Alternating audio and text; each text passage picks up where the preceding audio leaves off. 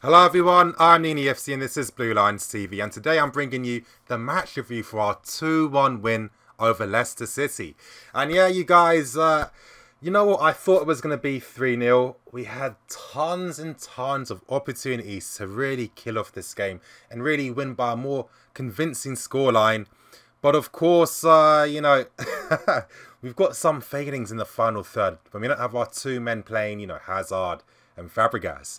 But anyway, you guys, moving straight on to the player-by-player review. And yes, Courtois today, other than one little nervy moment during the beginning of the game, very solid figure. I know, you know, of course he gave the penalty away for to Jamie Vardy.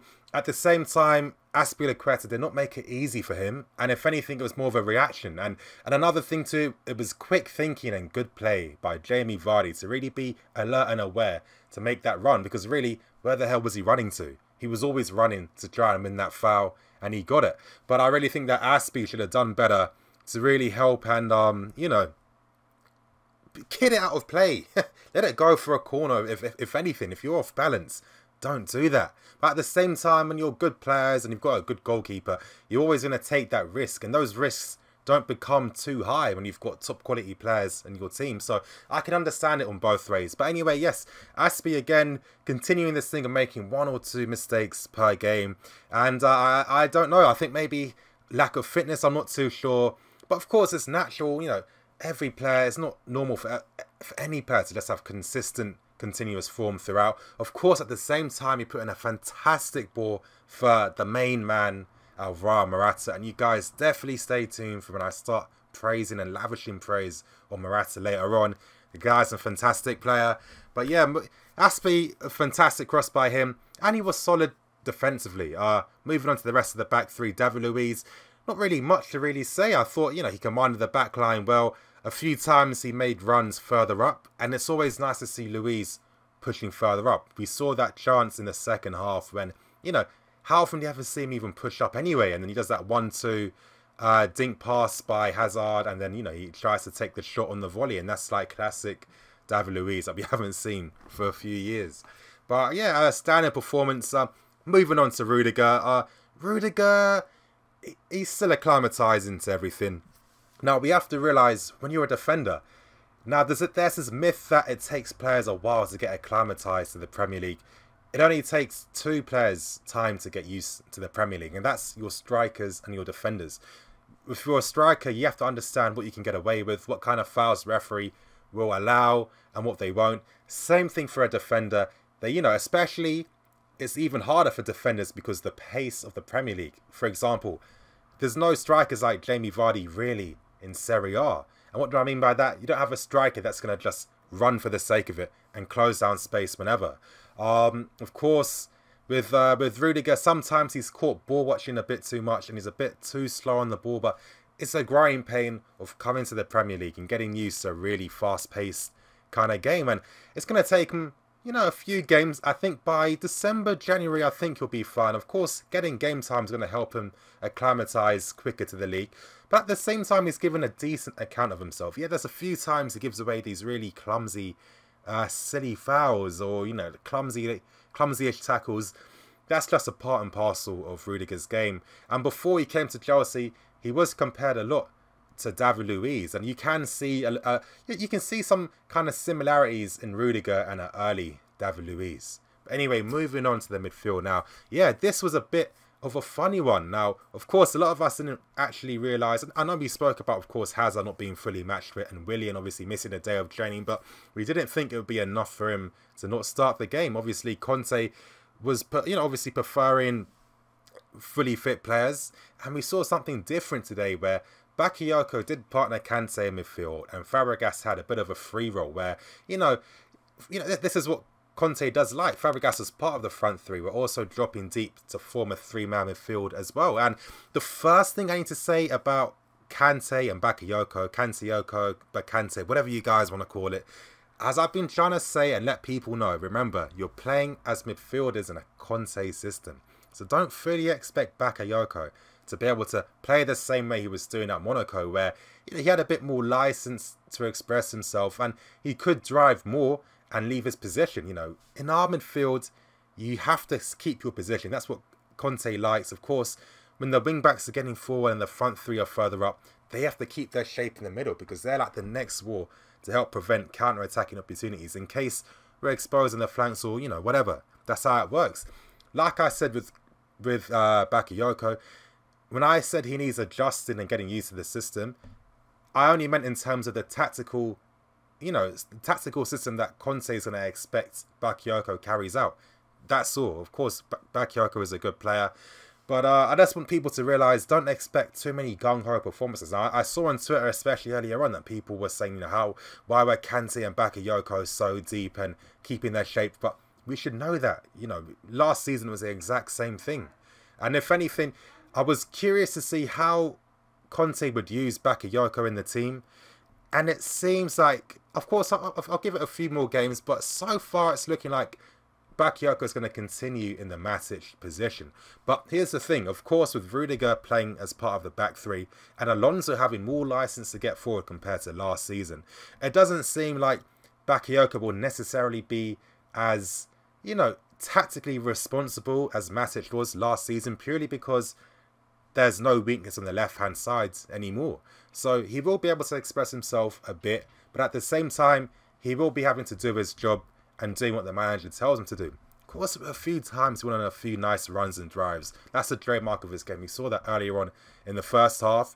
But I think it was a very solid display, and I think that, if anything, the manager would have been pleased by that type of performance, especially beside Kante. Now, moving on to Kante. And you know what? You guys, especially a lot of you guys that have been subscribing to me since last year, I've always been talking about Kante, hoping he could make a Michael Essien-like transformation. And what do I mean by a Michael Essien-like transformation? Well, when Essien first came, he was kind of like a Kante-esque kind of player.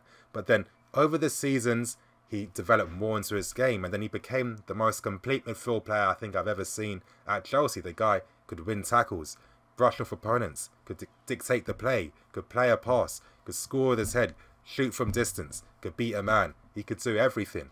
And it seems that potentially, maybe it could be a bit too soon, but I saw that goal Kante took earlier today, and I kept rewatching it, and I was like, wow, this is a world-class goal.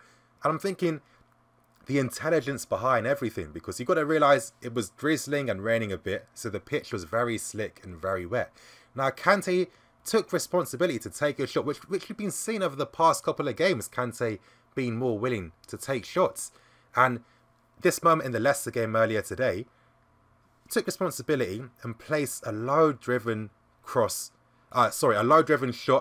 across the goal. And of course, it was intelligent because he used the pitch to his advantage. It's very slick, it's wet. If he hits a low-driven one, it's going to speed up and it's going to make it harder for the keeper to save. And thinking about it, I was thinking, wow, this came from pretty far away. Really, Schmeichel messed up here. But after rewatching it, there was nothing Schmeichel could have done because it was a very accurate shot and very well taken and very quick thinking. And this is becoming a bit of a trademark by Kante with these low-driven kind of shots, which is, you know, quite sexy in a way, I'm not going to lie. And I'm thinking, is Kante looking like he's taking more attacking responsibility? It's still early days, but now thinking about the previous games and this game especially, it seems like Kante is really taking on board the advice by Conte.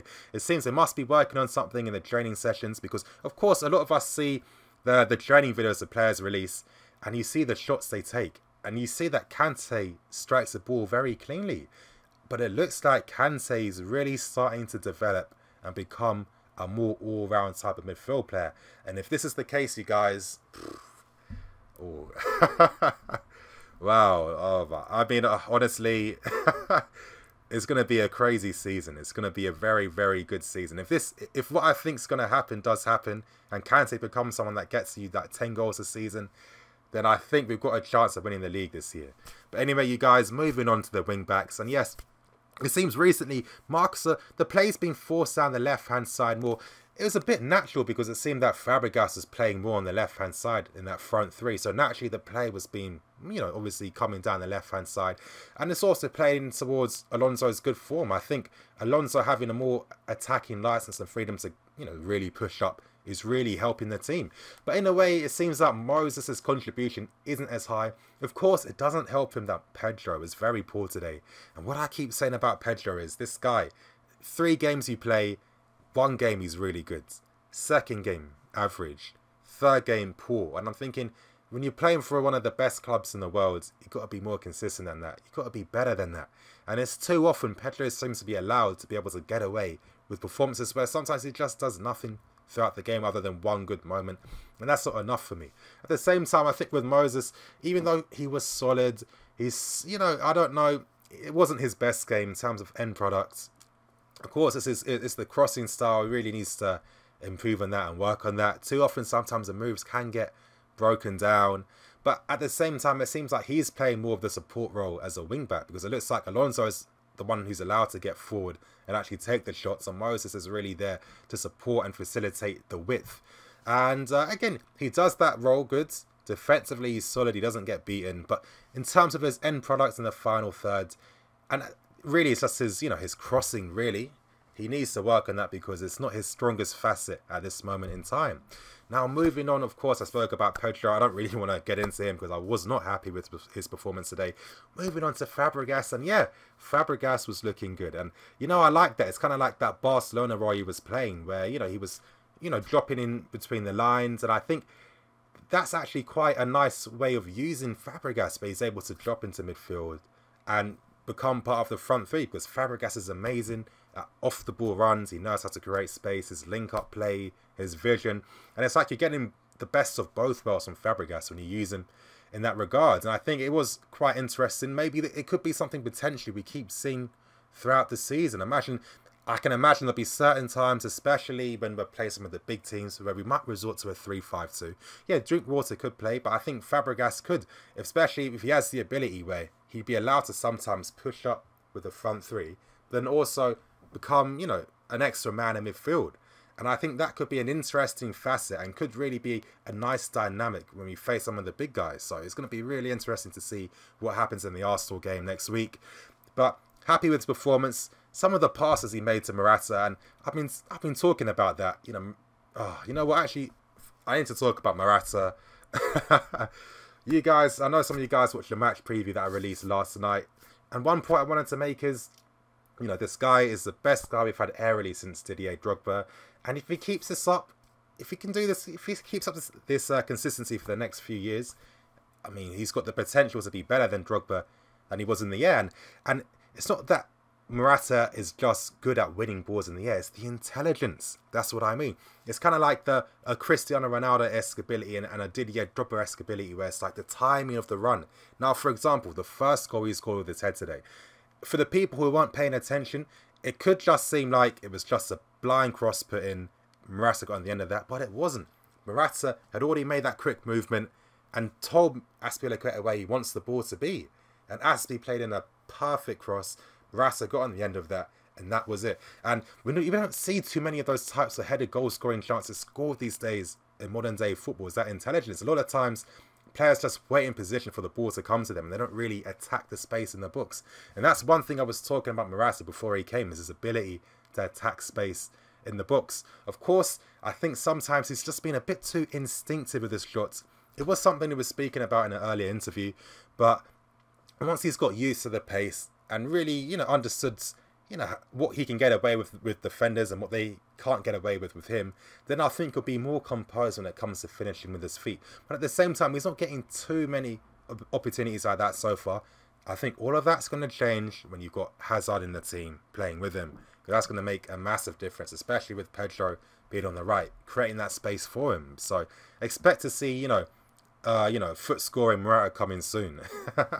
But I got to say, he's just a very, very good player. And it's finally, I can say we've got a top-class player. Now, I will still say that Diego Costa is a better striker.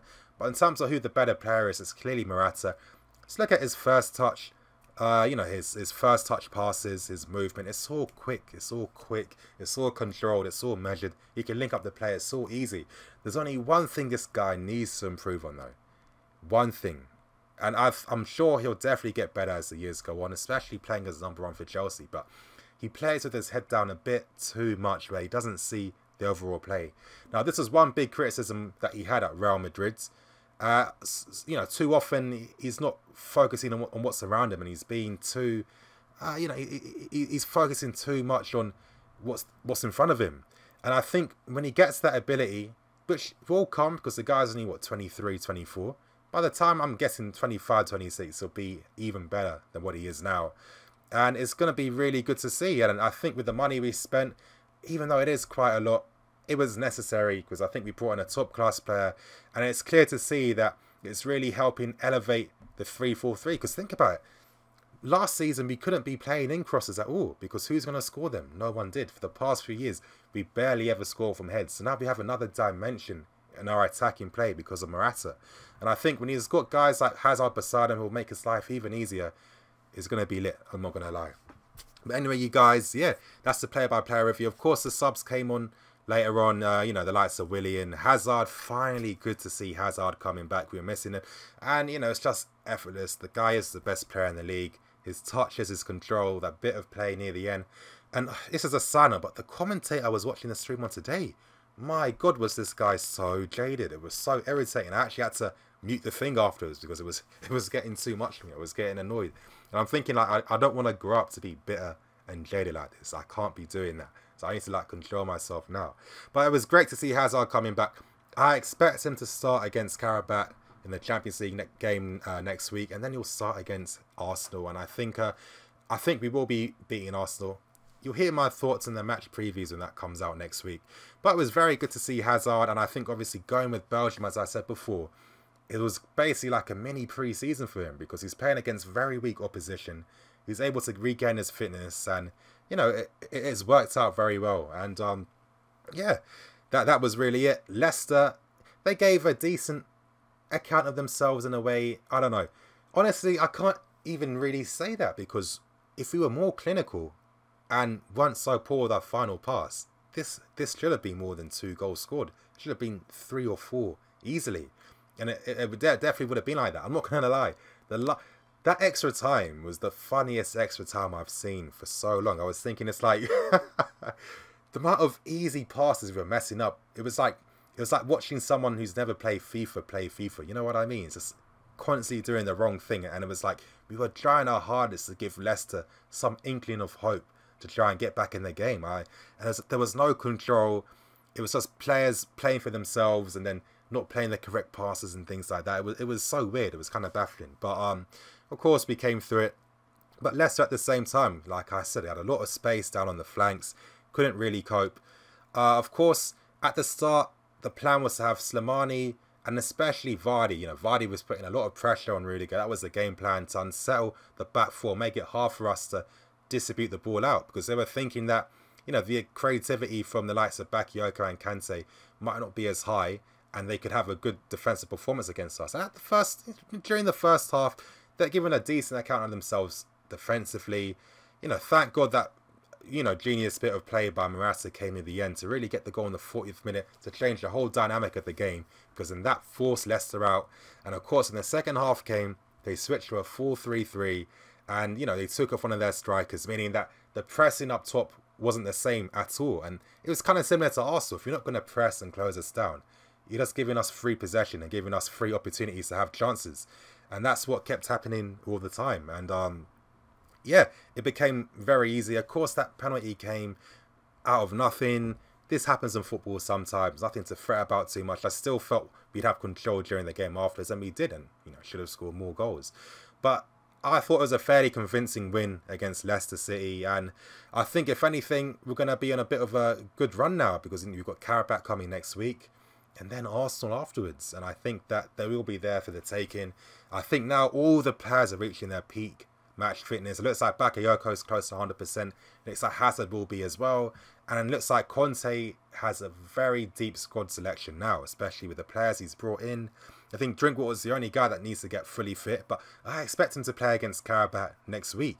But anyway, you guys, thank you for watching today's match review. Please like, comment, and subscribe. Make sure you guys follow me on Twitter. A lot of you guys still aren't doing that. You got to.